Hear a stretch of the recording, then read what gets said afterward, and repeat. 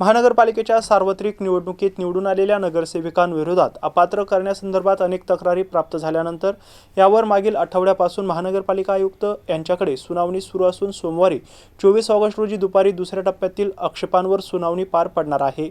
या अगोदरच संबंधितांना हजर राहण्यासाठी नोटिसा बजावण्यात आल्या आहेत। महानगरपालिका निवडणुकीत निवडून आलेल्या 115 नगरसेवकांपैकी 25 नगरसेवकांविरोधात विविध स्वरूपाच्या तक्रारी दाखल झाल्या असून त्यावर अपात्रतेची कारवाई करावी अशी मागणी तक्रारदारांनी केली आहे। या प्रकरणी महानगरपालिका प्रशासनाने संबंधितांना नोटिसा बजावल्यानंतर मागील 17 ऑगस्ट सोमवारपासून आयुक्त अमोल येडगे यांनी प्रत्यक्ष सुनावणीला सुरुवात केली आहे। आता 24 ऑगस्ट रोजी इतर आक्षेप घेतलेल्या नगरसेवक आणि तक्रारदारांना सुनावणीसाठी बोलावण्यात आलंय। पहिल्या टप्प्यात 9 नगरसेवकांना सुनावणीसाठी पाचारण करण्यात आले होते। त्यावेळी सुनावणी सुरू होताच बहुतांश नगरसेवक आणि त्यांच्या वकिलांनी प्रकरणाचा अभ्यास करण्यासाठी तसेच आवश्यक कागदपत्र सादर करण्यासाठी वेळ मागितला असल्याने प्रशासनाकडून त्यांना मुदत देण्यात आली आहे। त्याची पुढील तारखेत सुनावणी पार पडणार आहे। महानगरपालिकेत 115 नगरसेवकांपैकी 25 जणांविरोधात वेगवेगळ्या कारणांवरून तक्रारी दाखल करण्यात आल्या आहेत।